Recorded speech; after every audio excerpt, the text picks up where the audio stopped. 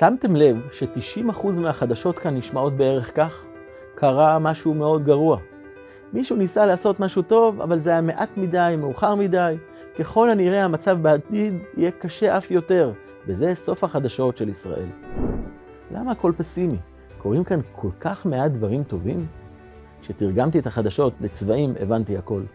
לך תרתק אנשים עם כותרות לבנות וורודות, הם יחייכו ויעזבו אותך. תן להם קצת שחור או אדום בוהק, והם יתעוררו, יתעצבנו, והעיקר ימשיכו לצרוך עוד ועוד. פרשת השבוע ראה מלמדת אותנו לראות את החיים בצבעים אחרים. ראה אנוכי נותן לפניכם היום ברכה וקללה. שימו לב, היא איננה מתעלמת מהשחור, אך לא פותחת בו. היא מפנה את מבטנו בעיקר אל הברכה. גם בהמשך מתייחסת התורה אל הברכה כאל דבר ודאי, ולקללה כמוטלת בספק. פרשת ראה קוראת לנו לבחון מחדש את צבע המשקפיים שלנו. לנסות לסגל לעצמנו מבט של אור, לחדשות שמדגישות את הברכה. אלוקים ברא עולם טוב, עם אנשים טובים, אכן קוראים לנו מקרים לא טובים, אבל יש לנו הכוח לתקן, ובוודאי נצליח לתקנם.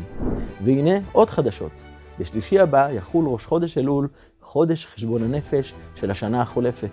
במבט ראשון ניתן לצבוע את חודש אלול בצבעים קודרים. מי מאיתנו לא עשה טעויות במהלך השנה, ובעת סיכום השנה צפים ועולים כל הכישלונות. אבל גם כאן מעניקה לנו היהדות את זווית הראייה הנכונה. לראות את חודש חשבון הנפש כחודש של אור. מגלה לנו כי בחודש הזה המלך אלוקים נמצא בשדה, מאיר פנים לכולנו ומסייע לנו לתקן את דרכנו. ונותן בנו תקווה שנזכה לכתיבה וחתימה טובה בשנת גאולה וישועה.